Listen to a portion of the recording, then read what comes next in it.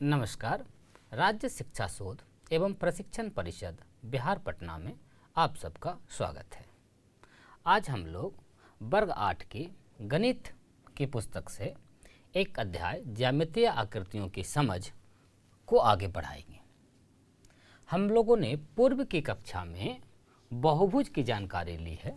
कई प्रकार के चतुर्भुज अभी तक बनाए होंगे। 4 भुजा से किसी भी प्रकार की आकृति आप बना दीजिए, उत्तल वो आपका हो जाएगा चतुर्भुज। इस चतुर्भुज की यदि हम बात करें, आइए कैसा भी एक चतुर्भुज की आप रचना कर लें। ये एक चतुर्भुज बनाया है हमने। इसका नामकरण यदि हम करें ए बी सी डी, तो जरा ध्यान दीजिए। 4 रेखाखंडों से घिरी सरल बंद आकृति चतुर्भुज कहलाती है। नाम है इसका चतुर्भुज,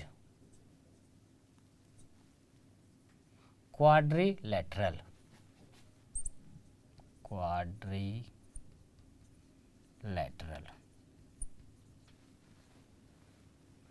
आइए इसके गुणों को हम समझते हैं। इसमें जिन रेखाखंडों का उपयोग हुआ है वो है क्रमशः A B, B C, C D एवं डी ए। इन रेखाखंडों को ही हम चतुर्भुज की भुजाएं कहती है। अर्थात भुजाओं की संख्या की यदि हम बात करें कि चतुर्भुज में कुल कितने भुजाएं होती हैं, तो भुजाओं की संख्या आप गिन पा रहे हैं कितना हो रहा है, 4। और वस्तुतः भुजाओं की संख्या के आधार पर ही तो इसका नाम है चतुर्भुज। इसी प्रकार यदि हम बात करें कि इसमें शीर्षों की संख्या कितनी है, आपने देखा है बहुभुज में कि जितनी भुजाएं होती है उतने ही शीर्ष होते हैं। शीर्ष यहाँ किसे कह रहे हैं बच्चों हम?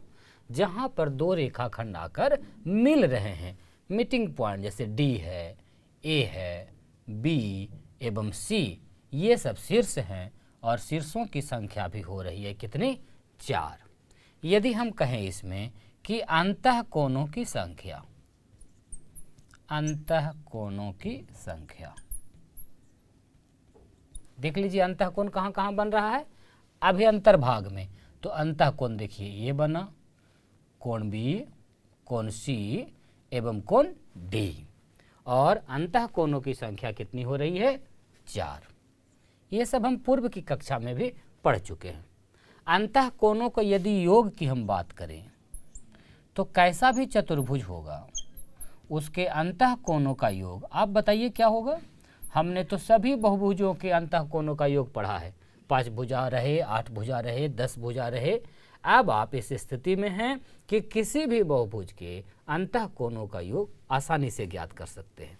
और ये देख लीजिए चतुर्भुज के लिए कितना हो रहा था, बिल्कुल ठीक, 4 समकोण अर्थात 360 डिग्री। इसी प्रकार यदि हम बात करें बाह्य कोणों की, तो बाह्य कोणों का योग क्या होगा बच्चों,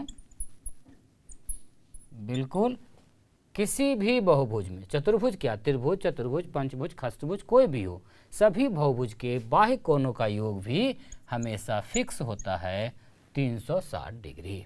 अब इसमें बाह्य कोण कहाँ है, अभी नहीं दिख रहा है। बाह्य कोण देखने के लिए आपको इसकी भुजाओं को एक सिद्ध में बढ़ानी पड़ेगी।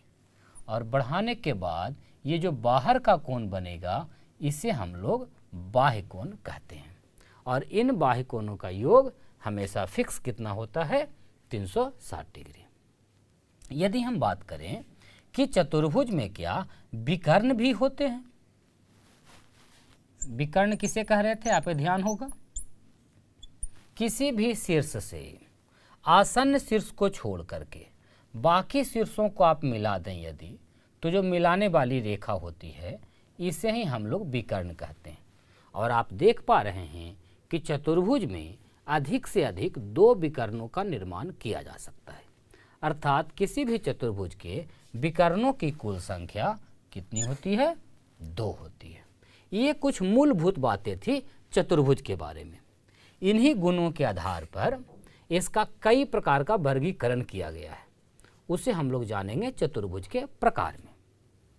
बच्चों आगे पढ़े इससे पहले एक दो तथ्यात्मक बात और चर्चा करेंगे हम। जैसे एक होता है आसन्न भुजा। अब ये आसन्न क्या है, या इसे आप संलग्न भी कह सकते हैं। संलग्न मतलब सटा हुआ, लगा हुआ। जैसे ध्यान दीजिए, भुजा AD और भुजा BC ये दोनों कहीं न कहीं एक जगह मिल रहे हैं, दोनों साथ में हैं, तो ऐसी दोनों भुजाओं को हम आसन्न भुजा कहेंगे। ऐसे और भी आसन्न भुजाओं का युग्म आप बच्चों खुद से बताइए। जैसे AD के साथ एक तो DC लगा हुआ है, क्या और भी कोई है लगा हुआ? AD के साथ देखिए AB, बिल्कुल सही कह रहे हैं आप। अर्थात AB और AD भी आपस में आसन्न भुजाएं होंगी। उसी प्रकार AB के साथ आसन्न कौन हो जाएगा? BC एवं AD। BC के साथ आसन्न कौन होगा? CD एवं AB। इस प्रकार दो भुजा जो एक दूसरे से सटे हुए हैं, उन दोनों को हम आपस में आसन्न भुजा या संलग्न भुजा कहते हैं। एडजेसेंट साइड, एक साथ जो लगा हुआ है। इसके अलावे एक होता है सम्मुख भुजा। इन सब टर्मों का नाम बार बार उपयोग में आएगा। सम्मुख किसे कहेंगे? आमने सामने को, जो संलग्न नहीं हो, जो सटा हुआ नहीं हो। चतुर्भुज के प्रकार में हम बात करेंगे सबसे पहले समलंब चतुर्भुज की। समलंब चतुर्भुज।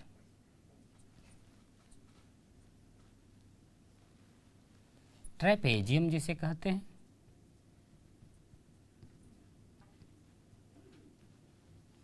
आइए बात करते हैं। एक ऐसा चतुर्भुज जिसके एक जोड़ी सम्मुख भुजा समानांतर हो। अब यहाँ दो तीन शब्द आया, एक तो सम्मुख भुजा और एक समानांतर। तो सम्मुख की चर्चा भी हम लोग कर रहे थे, आमने सामने की भुजा होना चाहिए।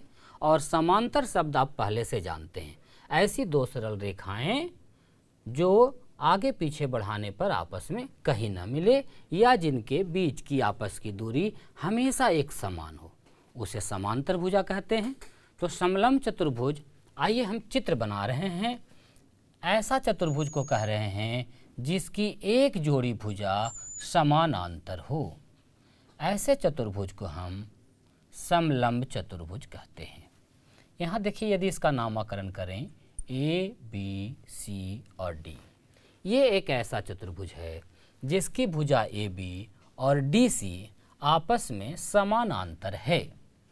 समलंब चतुर्भुज के बारे में खास क्या बात है? एक सम्मुख भुजा का युग्म, सम्मुख भुजा का युग्म समांतर हो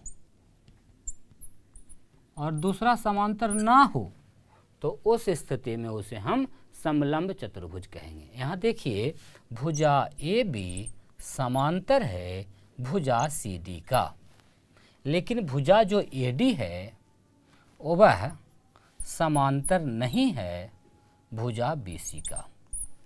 तो एक ऐसा चतुर्भुज जिसकी एक जोड़ी भुजा तो समांतर हो, लेकिन शेष एक जोड़ी भुजा समांतर न हो, तो ऐसे को हम लोग समलंब चतुर्भुज अर्थात ट्रेपेजियम कहते हैं।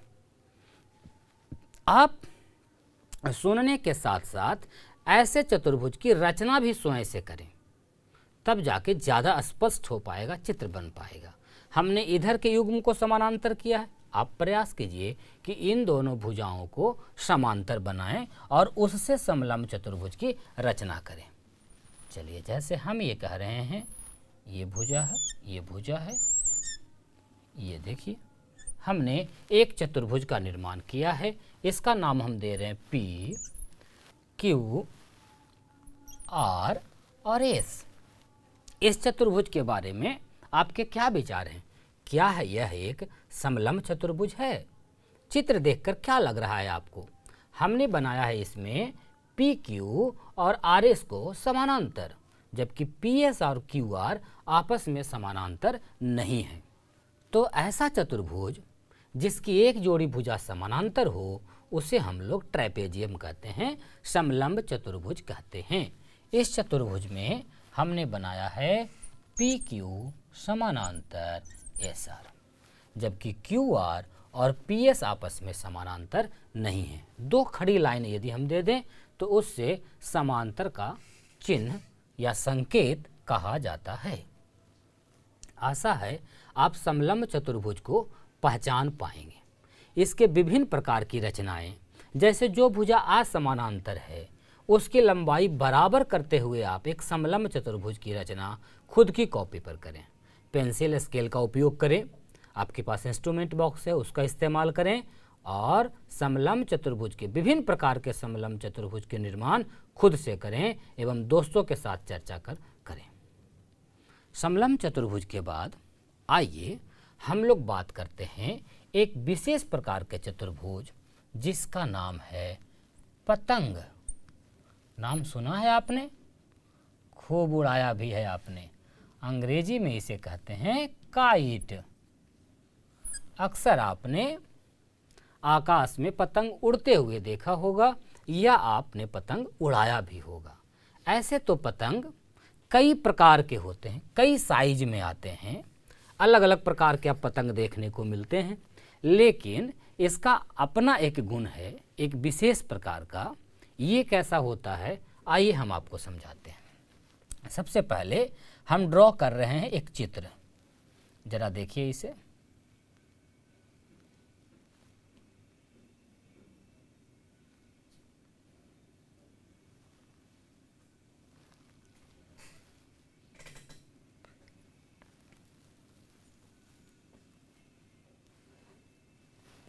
क्या ऐसी रचना आपने देखी है? क्या यह पतंग जैसी संरचना है? ऐसी संरचना को ही हम पतंग कह रहे हैं। इसमें खास क्या बात है जरा समझिए। यदि हम इसका नामकरण करें बच्चों ए, बी, सी एवं डी, इसमें खास बात यह है कि इसकी जो आसन्न भुजाएं होती हैं उनका युग्म बराबर माप का होता है। सम्मुख नहीं, जो आसन्न भुजाएं हैं, जैसे देखिए भुजा ए बी है और भुजा ए डी है, ये दोनों बराबर माप के होते हैं। उसी प्रकार आसन्न भुजाओं का और युग्म कौन सा है? बी सी एवं सी डी, ये बराबर माप के होंगे। तो हम यदि पतंग के बारे में बात कर रहे हैं, इसके यदि विशेषताओं की बात करें, इसके गुणों की बात करें, तो हम क्या कहे हैं? आसन्न भुजा का युग्म समान माप का होता है, समान माप का होता है। सबसे पहला प्रॉपर्टी तो ये हो गया। इसके बाद इसका दूसरा गुण है बच्चों, इसके जो विकर्ण हैं सम कोण पर 90 डिग्री का कोण बनाते हैं। इसके जो विकर्ण हैं, अगले गुण में आप कह सकते हैं कि विकर्ण समकोण बनाता है।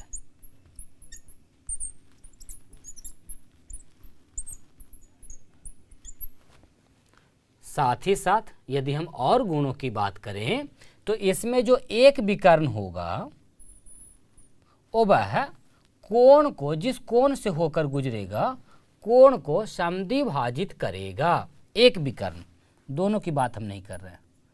इसका एक और गुण क्या है कि एक विकर्ण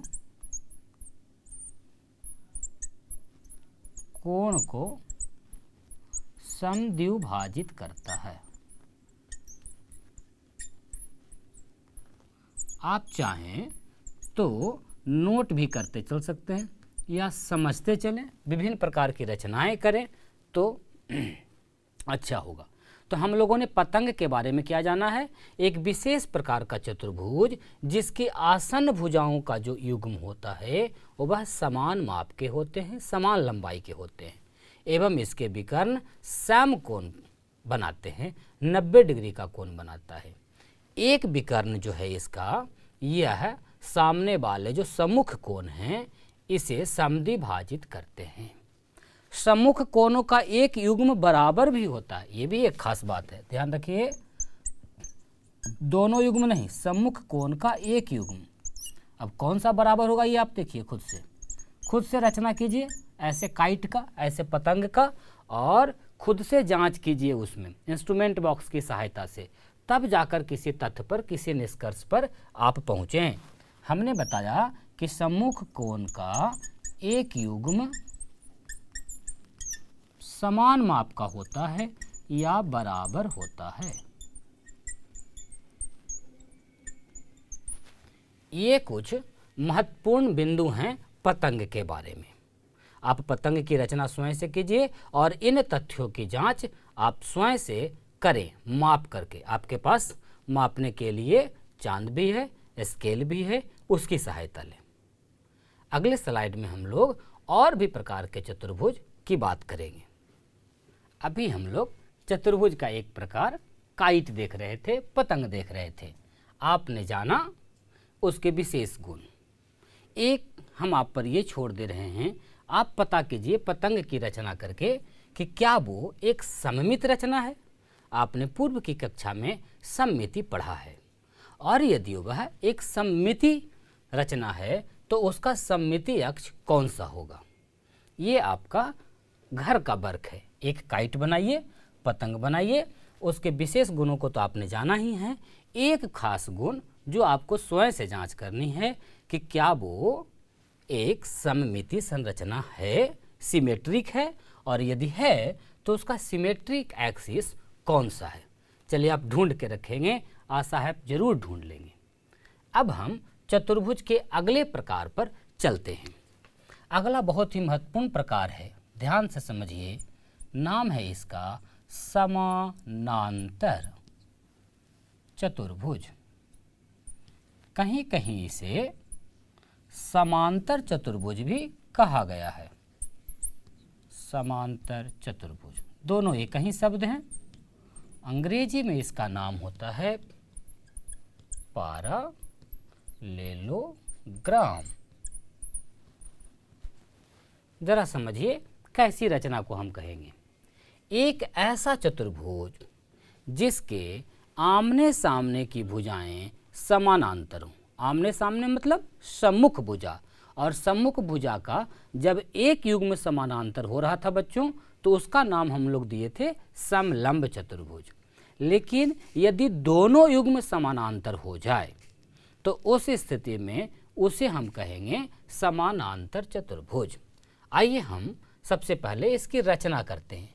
एक चतुर्भुज बनाइए, ऐसा बनाइए जिसकी आमने सामने की जो भुजाएं हैं, सम्मुख भुजा, इसके दोनों युग्म, दोनों जोड़ी आपस में समानांतर हो। अर्थात यदि इसका हम नाम दें ए बी और सी डी, तो सम्मुख भुजाओं का युग्म कौन कौन है? ए बी और सी डी। साथ ही साथ एक दूसरा युग्म कौन है? ए डी और बी सी। यदि ये दोनों युग्म समानांतर हों, अर्थात पहली बात, पहला गुण इसमें क्या होगा कि सम्मुख भुजा के दोनों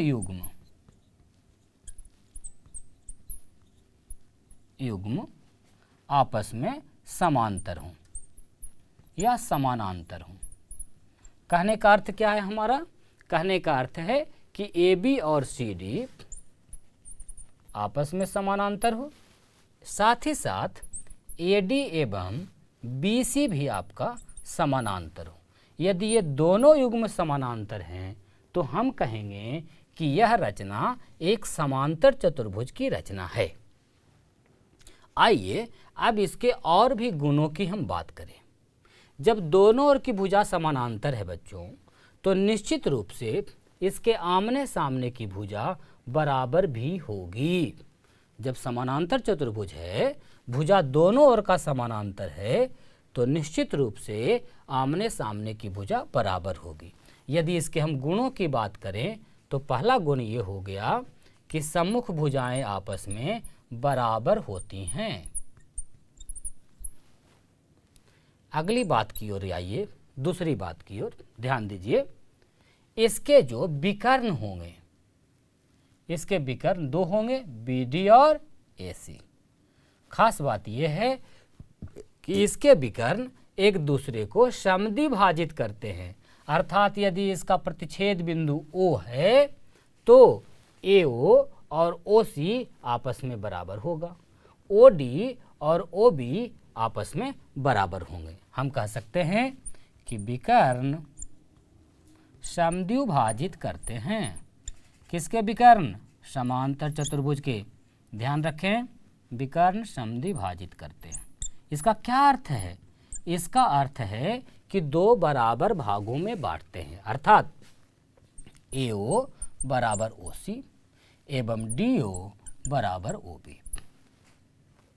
इसके बाद ध्यान दीजिए बच्चों, हम लोग अगले गुण की ओर यदि चलें तो समांतर चतुर्भुज में देखिए, चूंकि समानांतर है और समानांतर का गुण आपने पढ़ा है कि दो समानांतर रेखा को जब एक रेखा त्रियक काटती है तो एक ही ओर के जो अंतःकोण होते हैं उसका योग 180 डिग्री होता है। तो चूंकि ये समांतर चतुर्भुज है, अतः इसके जो आसन्न कोण होंगे, आसन्न कोण देखिए आ गया यहाँ पर नाम, आसन्न कोण जो होंगे इनका योग निश्चित रूप से दो समकोण के बराबर होगा, अर्थात 180 डिग्री होगा। तो आप ऐसा भी कह सकते हैं कि समांतर चतुर्भुज, आप चाहें तो नोट करते चल सकते हैं, के आसन्न कोणों का योग, आसन्न कोणों का योग दो समकोण या 180 डिग्री होता है। अर्थात हम बात कर रहे हैं कोण D प्लस कोण C 180 डिग्री, कोण C प्लस कोण B 180 डिग्री, कोण B प्लस कोण A 180 डिग्री एवं कोण A प्लस कोण D बराबर भी 180 डिग्री। आसन्न जैसे शब्दों से अब आप भली भांति परिचित हैं, अर्थात हम लिख सकते हैं कि कोण A प्लस कोण D बराबर है कोण D प्लस कोण C के, बराबर है कोण C प्लस कोण B के, बराबर है कोण B प्लस कोण A के, और ये सब बराबर हैं दो समकोण के, अर्थात 180 डिग्री के। अभी जो हमने प्रॉपर्टी लिखा है इसे यदि आप ध्यान पूर्वक देखें तो ये कह रहा है कि कोण A और D का योग कोण D और कोण C के योग के बराबर होगा और दोनों ओर कोण D है, तो अपने आप आपको पता चलेगा कि कोण A एवं कोण C का मान बराबर होता है। अब कोण A और कोण C कैसे कोण हैं? हमने आपको बताया था आमने सामने के कोण क्या कहलाते हैं? सम्मुख कोण। तो जहां समांतर चतुर्भुज के आसन्न कोणों का योग 180 डिग्री होता है, वहीं इसी बात में एक और गुण छिपा हुआ है कि इसके सम्मुख कोण आपस में बराबर होते हैं। अर्थात यदि आपको कोण A का मान दिया हुआ है तो आप बाकी सभी का मान निकाल सकते हैं। चूंकि A दिया हुआ है तो आप D ज्ञात कर लेंगे, D और B बराबर होगा, A और C बराबर होगा। आसन्न कोणों का योग 180 डिग्री एवं सम्मुख कोण आपस में बराबर होते हैं। तो ये भी एक महत्वपूर्ण गुण है, इस प्रॉपर्टी को भी हम लिखेंगे, आप भी चाहे तो नोट कर सकते हैं। क्या कि समांतर चतुर्भुज के सम्मुख कोण आपस में बराबर होते हैं, आपस में बराबर होते हैं। इसका क्या अर्थ है? यदि इसे हम लिखें अच्छे से तो सम्मुख कोण का युग्म कौन कौन होगा बच्चों? कोण A बराबर होगा कोण C, साथ ही साथ एक और युग्म कौन सा है? कोण B बराबर होगा कोण D के। तो समांतर चतुर्भुज के बारे में हमने क्या बातें जानी? इसकी जो सम्मुख भुजाओं का युग्म है वो आपस में समानांतर एवं बराबर होता है। साथ ही साथ चूंकि बराबर है तो दो आसन्न भुजाओं की यदि हम लंबाई दे दें तो इसका परिमाप भी आप ज्ञात कर सकते हैं। और प्रॉपर्टी आपने क्या जाना? इसके विकर्ण एक दूसरे को समद्विभाजित करते हैं। कोण के बारे में खास हमने जाना कि आसन्न कोणों का योग 180 डिग्री एवं सम्मुख कोणों का मान आपस में बराबर होता है। तो यदि समांतर चतुर्भुज के किसी एक कोण का मान दिया रहे, जैसे फॉर एग्जाम्पल हमें कहा गया है कि एक प्रश्न के शकल दे रहे हैं कि PQRS एक समांतर चतुर्भुज है, एक समांतर चतुर्भुज है जिसमें कोण P बराबर दिया गया है आपको 110 डिग्री। तो अन्य कोण बताएं, अन्य कोणों का मान बताएं। आशा है बच्चों आप ऐसे प्रश्न को स्वयं से बना लेंगे। क्या कह रहा है, PQRS एक समांतर चतुर्भुज है, तो आप एक रचना कर लीजिए। आइए हम इधर कर ले रहे हैं आपकी सहायता के लिए। चलिए, ये हमने एक समांतर चतुर्भुज बनाया जिसका नाम है PQR एवं S। कहा गया है कि इसका एक जो अंतःकोण है इसका मान दिया गया 110 डिग्री। तो अन्य कोणों का मान बताइए। देखिए कितना आसान है। ऐसे प्रश्न आपको पाठ्य पुस्तक में अभ्यास के लिए मिलेंगे, आप इनका अभ्यास कर लेंगे। जब ये कोण 110 डिग्री है तो इसके जो आसन्न कोण होंगे, मतलब एडजस्टेंट, सटे हुए, लगे हुए, वह कोण 180 डिग्री में से घटाकर हम निकाल सकते हैं। चूँकि अभी हमने गुण पढ़ा है कि आसन्न कोणों का योग 2 समकोण होता है। तो जब ये 110 हो गया तो ये वाली कोण कितना हो जाएगा बच्चों, 70 डिग्री। और अभी अभी हमने पढ़ा कि समांतर चतुर्भुज के सम्मुख कोण आपस में बराबर होते हैं। तो जब एक कोण पता हो गया 110 तो इसका सम्मुख 110 और इसका सम्मुख हो जाएगा 70 डिग्री। इस प्रकार आप आसानी से ज्ञात कर पाएंगे। आशा है आप चतुर्भुज के प्रकार में 3 प्रकार के चतुर्भुज, समलंब, समानांतर एवं पतंग को अच्छे से समझे होंगे। आप इनकी रचना स्वयं से करें और विभिन्न प्रकार से इसका मेजरमेंट करके देखें, इसके गुणों को परखें एवं अभ्यास के जो प्रश्न हैं आपके पुस्तक में दिए हुए उसे बना जाए। अधिक से अधिक अभ्यास करें। हम लोग जब अगली कक्षा में मिलेंगे तो चतुर्भुज के और भी जो प्रकार हैं, आयत है, वर्ग है, समचतुर्भुज है एवं इससे संबंधित कई प्रकार के प्रश्न, उसको हल करेंगे और उसके बारे में समझ बनाएंगे। तब तक बच्चों खूब खुश रहिए और खूब अभ्यास करते रहिए। हम लोग मिलेंगे अगली कक्षा में। नमस्कार।